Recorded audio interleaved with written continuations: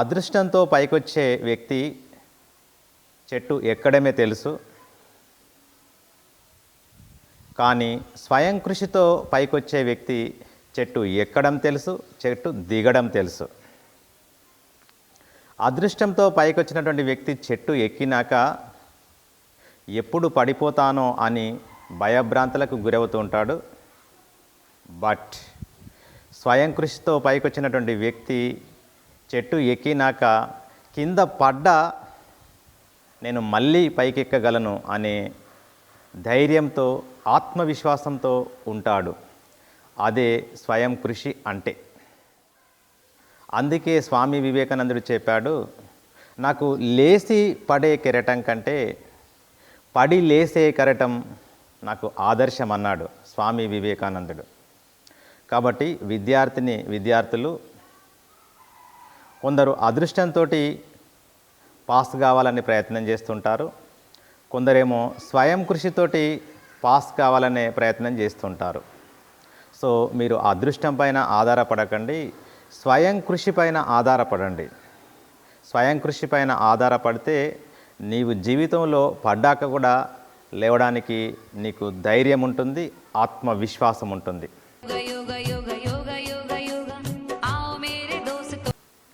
So 10వ తరగతి విద్యార్థులకి ఆ పరీక్షల్లో మంచి ఉత్తమమైనటువంటి మార్కులు రావడం కొరకు చాలామంది మోటివేషనల్ స్పీకర్స్ చాలా చాలా చాలా చాలా విషయాలు చెబుతుంటారు. నేను చెప్పే విషయము అన్నిటికంటే ఇది బంగారం లాంటిది, అన్నింటికంటే చాలా ముఖ్యమైనటువంటిది. కాబట్టి ఈ విషయాన్ని మీరు జాగ్రత్తగా వినండి. పరీక్షల్లో అద్భుతంగా ఫలితాలు సాధించడం కొరకు మీరు ప్రయత్నము చేయండి. 365 రోజులు కష్టపడి, ఇష్టపడి విద్యార్థి చదివి పరీక్ష రాస్తూ ఉంటాడు. ఒక్క మార్కులో ఫెయిల్ అవుతాడు. అప్పుడు అడగండి ఆ విద్యార్థిని 365 రోజుల యొక్క సమయం విలువ. అర్థం కాలేదనుకుంటాను. చాలామంది తల్లులు తమ బిడ్డలని నవమాసాలు మోసి వారికి జన్మనిస్తూ ఉంటారు. బట్ కొందరు తల్లులు మాత్రము 1 నెల ముందుగానే 8 నెలల్లోనే వారికి జన్మలనిస్తూ ఉంటారు. అప్పుడు ఆ పసిపాపలని ఆ హాస్పిటల్లో వెంటిలేటర్స్ పైన పడుకోబెట్టి, ఏసీలలో పడుకోబెట్టి తల్లి గర్భంలో ఉన్నటువంటి ఉష్ణోగ్రతని వారికి అందిస్తుంటారు. అప్పుడు ఉష్ణోగ్రతను వారి శరీరము స్వీకరించగానే వారు కేవున ఏడుస్తుంటారు.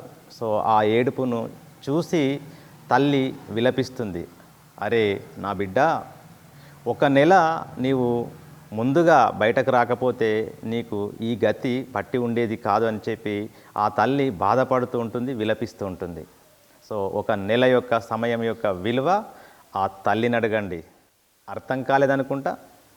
ఒక కూలివాడు తినడానికి తిండి లేదు, కట్టుకోవడానికి గుడ్డలు లేవు, పడుకోవడానికి మంచం లేదు. వాడు కూలి కొరకు వేచి చూసి 12 గంటల వరకు చూసి ఇంటికి వెళ్తూ ఉంటాడు. ఇంటికి వెళ్ళాక తన చిన్న పసిపాప జ్వరం వచ్చి ఏడుస్తూ ఉంటుంది, అరుస్తూ ఉంటుంది. అయ్యో ఈరోజు నాకు కూలి దొరకలేదని చెప్పి వాడు బాధపడుతూ ఉంటాడు. సో వాణ్ణి అడిగి వెళ్ళండి, 1 రోజు యొక్క విలువ వాడు చెబుతాడు. అర్థం కాలేదనుకుంటాను. ఐఏఎస్, ఐపీఎస్ పెద్ద ఆఫీసర్స్ కావాలని వారు చాలా స్ట్రిక్ట్గా టైం టేబుల్ తయారు చేసుకొని ఒక్క క్షణము కూడా సమయాన్ని వృధా చేయకుండా వారు ప్రిపేర్ అవుతూ ఉంటారు, లైబ్రరీకి వెళ్ళి కాస్త. కానీ వారికి 1 గంట సమయం దొరికితే వారు ఎంతో హాయిగా విశ్రాంతి పొందుతూ, సంతోషాన్ని పొందుతూ, ఆనందాన్ని పొందుతూ మైండ్ రిలాక్స్ అవుతూ ఉంటుంది వారికి. వారిని అడగండి ఆ గంట సమయం యొక్క విలువ ఎంతో. అర్థం కాలేదనుకుంటాను. ఒక వ్యక్తి ఎక్కడికో టూర్ వెళ్ళడానికి ముల్లే మూట చదురుకొని రైల్వే స్టేషన్ వెళ్ళాడు. రైల్వే ప్లాట్ఫామ్ ఎక్కగానే 1 నిమిషం ఆలస్యమైంది, ఆ ట్రైన్ వెళ్ళిపోతూ ఉంటుంది. 1 నిమిషం విలువ ఆ ట్రైన్ కోల్పోయినటువంటి వ్యక్తిని అడగండి వాడు చెబుతాడు. అర్థం కాలేదనుకుంటాను. ఒక వ్యక్తి ఒక చౌరస్తాలో బస్సు కొరకు వెయిట్ చేస్తుంటాడు. అప్పుడు కారు చాలా వేగంగా దూసుకొస్తూ అదుపు తప్పింది. వాడు ఒక్క సెకండ్లో అలా డైగొట్టి ప్రాణాలతోటి బయటపడతాడు. ఒక్క సెకండ్ విలువ ఆ వ్యక్తిని అడగండి, వాడు వివరిస్తాడు నీకు. అర్థం కాలేదనుకుంటాను. ఒక సెకండ్లో 10వ వంతు తేడాతోటి ఒలింపిక్స్లో గోల్డ్ మెడల్ కోల్పోయాడు ఒక వ్యక్తి. ఆ సెకండ్లో 10వ వంతు యొక్క ఆ సమయాన్ని ఆ గోల్డ్ మెడల్ కోల్పోయినటువంటి వ్యక్తిని అడగండి, వాడు చెబుతాడు. ఇదండి సమయం విలువ. ప్రపంచంలో టీషర్ట్ పోతే టీషర్ట్ కొనుక్కోవచ్చు, సెల్ ఫోన్ పోతే సెల్ ఫోన్ కొనుక్కోవచ్చు, వాచ్ పోతే వాచ్ కొనుక్కోవచ్చు, భార్య పోతే భార్యను కొనుక్కోవచ్చు, భర్త పోతే భర్తను కొనుక్కోవచ్చు, ప్రతి దాన్ని కొనుక్కోవచ్చు. బట్ ఒక్కదాన్ని కొనలేం. ఏంటిది అది చెప్పండి? ఎస్, అదే సమయం. ఈ ప్రపంచంలో అత్యంత విలువైంది ఏంటంటే సమయం. నువ్వు ప్రపంచంలో దేనినైనా కొనొచ్చు. ఈ సెకండ్ గడిచిపోయింది, ఆ గడిచిపోయిన సెకండ్ మనం ఎట్టి పరిస్థితుల్లో కొనలేం. కాబట్టి ఆ కాలము చాలా విలువైంది. ఈ పరీక్షల వేళ ముఖ్యంగా 10th క్లాస్ ఇంటర్మీడియట్ విద్యార్థులు కొన్ని నిమిషాలు ఉట్టిగా అనవసరమైనటువంటి విషయాలు మాట్లాడుతూ వృధా చేస్తుంటారు. కొందరు కొన్ని గంటల తరబడి ఆ సినిమాలు, సీరియళ్ళు, లేకుంటే క్రికెట్ ఆడడము, ఇట్లా రకరకాలుగా గంటల తరబడి సమయం వృధా చేస్తుంటారు.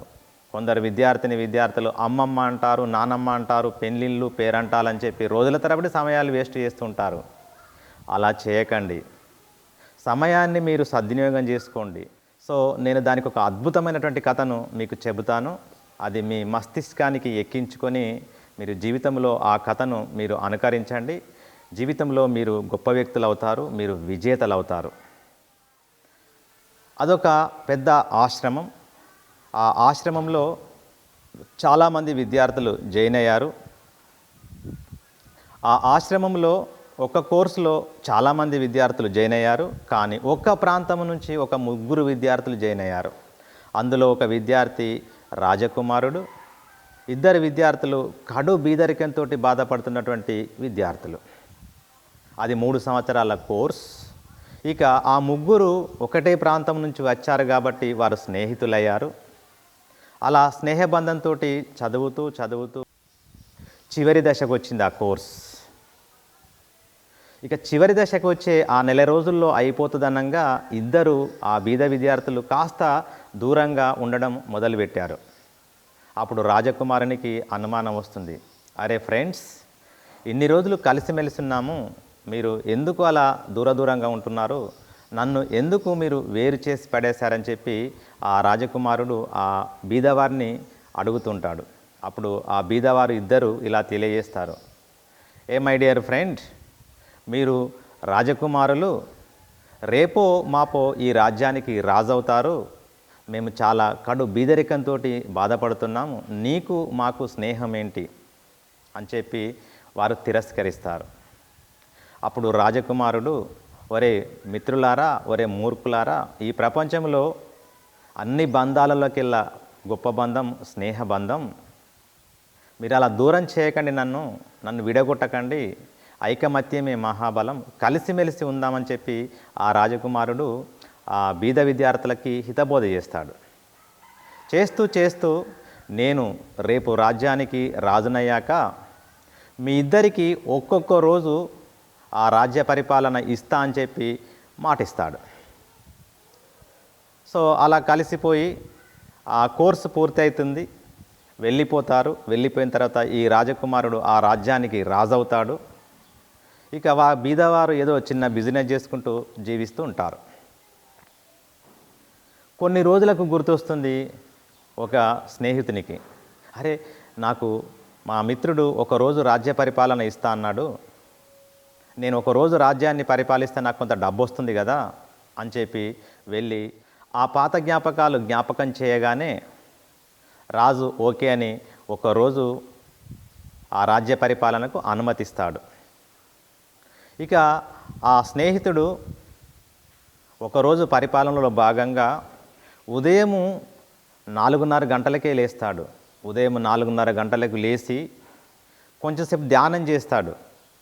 నేను ఒక్కరోజు ఈ 24 అవర్స్లో ఈ రాజ్యాన్ని నేను ఏ విధంగా అభివృద్ధి చేయాలి, ఎలాంటి కార్యక్రమాలు చేయాలి, ఎలాంటి సేవా కార్యక్రమాలు చేయాలి, ఎలాంటి అభివృద్ధి కార్యక్రమాలు చేయాలని చెప్పి ఒక హాఫ్ అన్ అవర్ ధ్యానం చేసి 5 గంటలకు స్నానం చేసి 5 గంటలకే ఆర్థిక శాఖ మంత్రిని పిలిపించుకొని మన దగ్గర ఉన్న డబ్బెంత, మనకు వచ్చే ఆదాయం ఎంత, పోయే ఆదాయం ఎంత అని చెప్పి ఆర్థిక శాఖ మంత్రితోటి సమావేశం ఏర్పాటు చేసి ఏ శాఖకు ఎంత కేటాయించాలి, ఏ శాఖలో ఏ పనులు జరగబోతున్నాయి, ఎక్కడ డెవలప్మెంట్ జరగలేదు, ఎక్కడ డెవలప్మెంట్ జరిగింది, ఎక్కడ సేవా కార్యక్రమాలు చేయాలి అని చెప్పి అలా ప్రణాళికలు వేసి ఇక 10 గంటలకు సభ ప్రారంభమవుతుంది.